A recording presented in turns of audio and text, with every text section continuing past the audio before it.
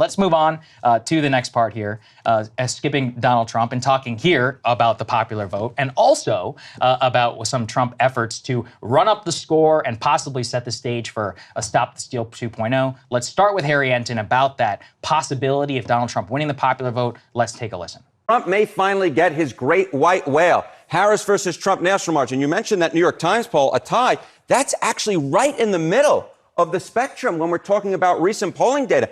You don't have to look very far to find Donald Trump ahead nationally. He was up by 2 points in the CNBC poll, up by 3 in the Wall Street Journal poll. Very close races within the margin of error. But then the same thing on the other side, right? You have Harris up by 3 points according to Ipsos. The Say 24 YouGov poll, it's a bunch of academics, also has Harris up by 3. But the bottom line is, with the popular vote, which we really haven't focused upon, a very, very tight race, John. Fact is, Donald Trump is very much in a position he could win the popular vote, which, of course, is something he would absolutely love to do. And would be something very different than we have seen compared to last time and the polling compared to last time. Exactly right. So I went back through the time machine, all right? I went back through the time machine to see where were the past 2 races at this point in the campaign. Look, Harris in the average poll right now is up by 1, well within the margin of error. You go back 4 years ago, Joe Biden was well ahead of Donald Trump in the national popular vote polls. He was up by 9.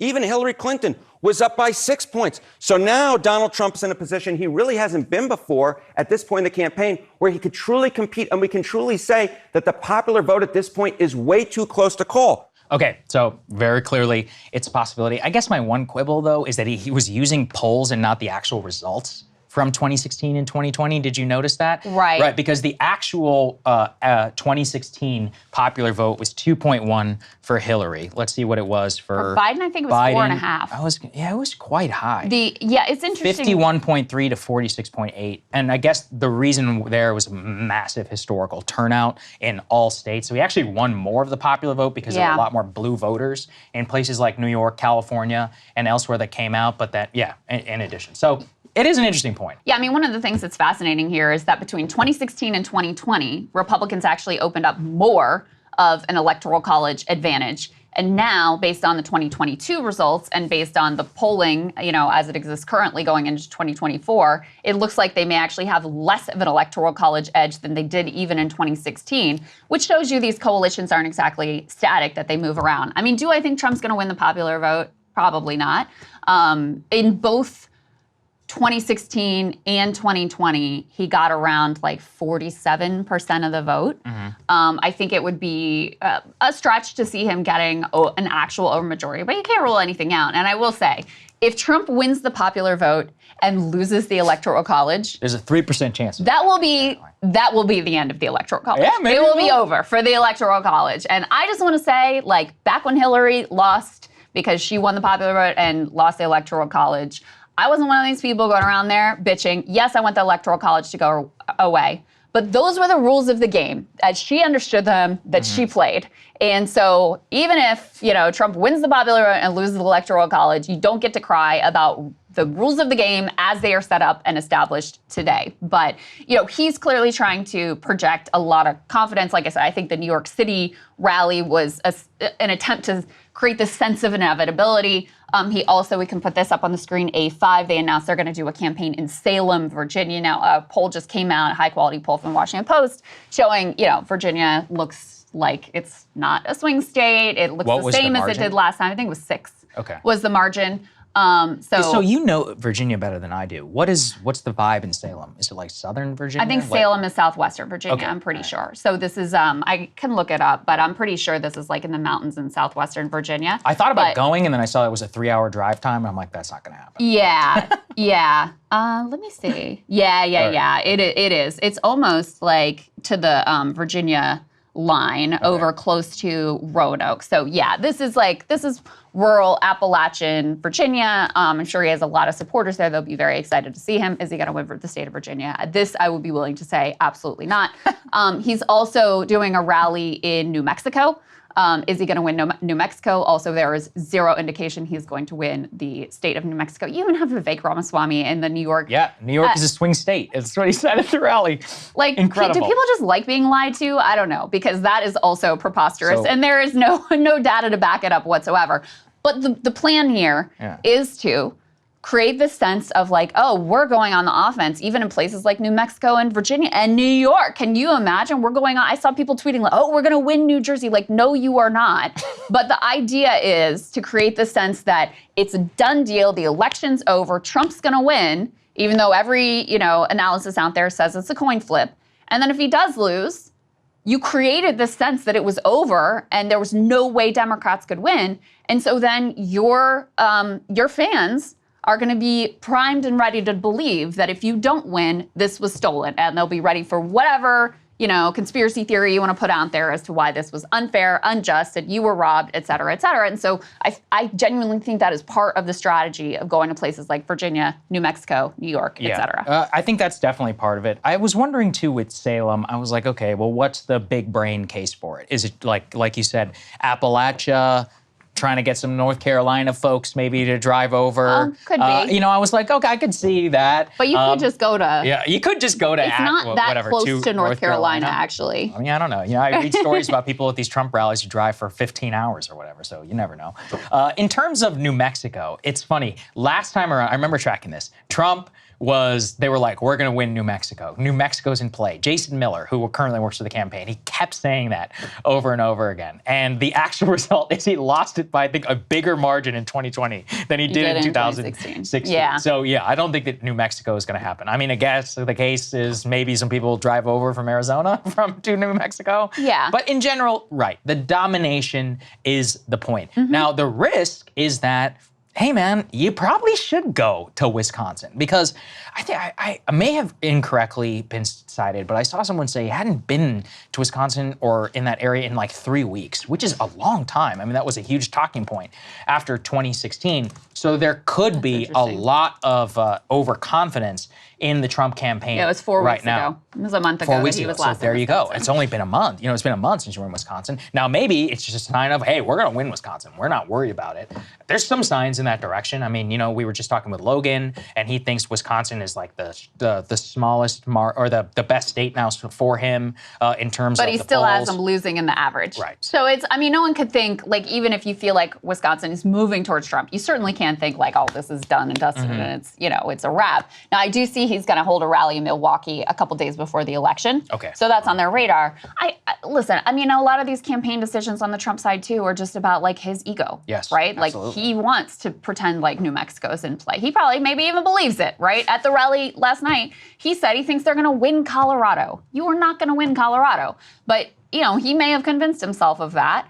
And so part of it is just like playing to his ego as well. And then I also think there's a sense that since politics are so national, does it really matter if you do the rally in Salem, Virginia versus in North Carolina? That was my other case. That it's just like it's all a show and it's a national show, and the particular location, like whether it's in Pennsylvania or in Virginia or whatever, it doesn't ultimately matter all that much. That's what I was thinking, because I was, again, the Madison Square Garden thing. At first I thought it was dumb. I'm like, why are you doing it? And then I was like, oh, well, even if you live in like bumfuck wherever, like what Madison Square Garden is. And so you see a picture of Madison Square Garden and Trump in a packed arena where they literally had to turn people away, and you know what it is. Same in terms of, actually, I remember in Iowa and in New Hampshire last time around, Trump did not spend that much time on the ground in 2016. Ted Cruz and Marco made a lot of talking points about that, but what ended up being correct? The correct strategy was just go on Fox News or go wherever, hold a rally, say whatever you want, people intuit it, watch it, vote for you. I mean, obviously, what he got second, I think, in Iowa, but that was a big media strategy where the ground game was shook up entirely by the nationalization of politics. And if you look at this time around, I mean, Ron DeSantis and Nikki Haley and these people, they spent a ton of time on the ground. Vivek, didn't he go to all 99 counties in Iowa? Yeah. Didn't matter, right? How much he get? 5% of the vote, something like that? Yeah, and Trump was really the first person to kind of understand that back in 2016. He was it's true. Because he didn't run like a traditional campaign. Really, it was very more like rock tour. If you think it's ramshackle now, back then it was wild. It was the Trump helicopter and like 5 guys. One of them used to work for the UFC. That was it. Yeah. And it was enough not to win the popular vote, to get the job done, and the rules of the game as they existed. So that may be part of it too. Is like the more traditional campaign heads on his team are like, hey, he wants to do this thing for his ego and it doesn't really hurt. So why not? Go to Virginia if you want to go to Virginia. I think I am, I think that's the correct strategy. Probably. The nationalization matters most. And yeah, like you said, for Stop the Steal 2.0, if that's what you want to set up, you're like, well, the inevitability. I mean, I just feel like at the point this cake is baked, like they're going to say it no matter what. They are like whether they're going to Salem doesn't or matter. whether they're going to, it doesn't matter. I mean, the level of like delusion up here, specifically for a lot of these boomers, like there's not a word you could say to these folks about why the election was not stolen. So he's got it in the bag. And I was, if you go on Twitter, the amount of election, just straight up bullshit that you will consume on a daily basis is unbelievable to me. I think Trump is doing quite well in the race. I think he's got a more better than not shot of winning. Do I think he has a 93% chance of winning? No. Who even comes up with this stuff? Yeah. That's where I'm like, okay, I was thinking about this. Republicans seem buoyed, psychologically, are buoyed by this sense of inevitability. Democrats are neurotic and they're convinced that they're going to lose. Now, every big thing I've ever accomplished in my life, even if I ever had a good chance of doing it, I always acted like I was going to lose, just to make sure you do everything to make sure that it doesn't happen. So there's just screams of overconfidence to me right now. Absolutely. And bravado and ego. It's just, I don't know, karma's real, all right? Like, it'll check you very quickly. It's a coin flip election. Yeah, that's what I think. It is a coin flip election. And, no one can say which direction the polls might be wrong. Like, we don't know. Maybe they are underestimating Trump. That's very possible. But you don't know that. So, part of it is just they like to pretend. I mean, it's part of like the ethos of like owning the libs. Part of owning the libs is like we're destroying you and we're dominating. Yes. You're going to New Mexico. We're going to Virginia. We're going to New York. We're eating your lunch. You're going to be destroyed. You're going to be, as one speaker at MSG said, you're going to be slaughtered on election day. It's part. That's part of what like fuels this movement. Is this sense of like we're destroying you and owning the libs, et cetera.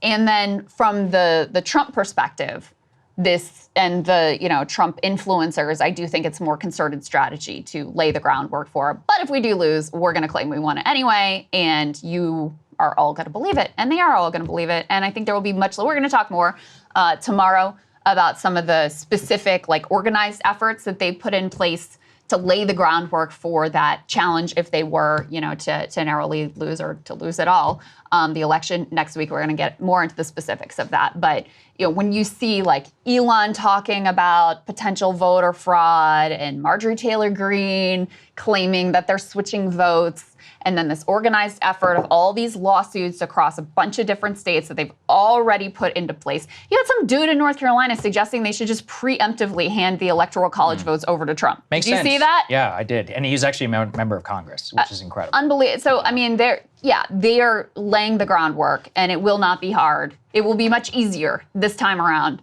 to convince all of their people that the election was stolen than it was last time around, and that's part of what's going on here. There you go. All right, so speaking of that coin flip election, we have Logan Phillips from Race to the White House joining us to talk about exactly where things stand, the latest polls, break all of that down for us, and also to answer this question of whether or not pollsters are hurting, because you see hurting like with the D. I feel like it sounds like hurting, but I mean herding. They probably are hurting. They're probably also hurting emotionally. But anyway, because they're all getting like the exact same results. So is that likely, or are they kind of trying to fudge the numbers a little bit so that they're not too much out over their skis in the event of either a Trump or a Kamala victory? Let's get right to it. Hey, if you like that video, hit the like button or leave a comment below. It really helps get the show to more people. And if you'd like to get the full show ad-free and in your inbox every morning, you can sign up at breakingpoints.com. That's right. Get the full show, help support the future of independent media at breakingpoints.com.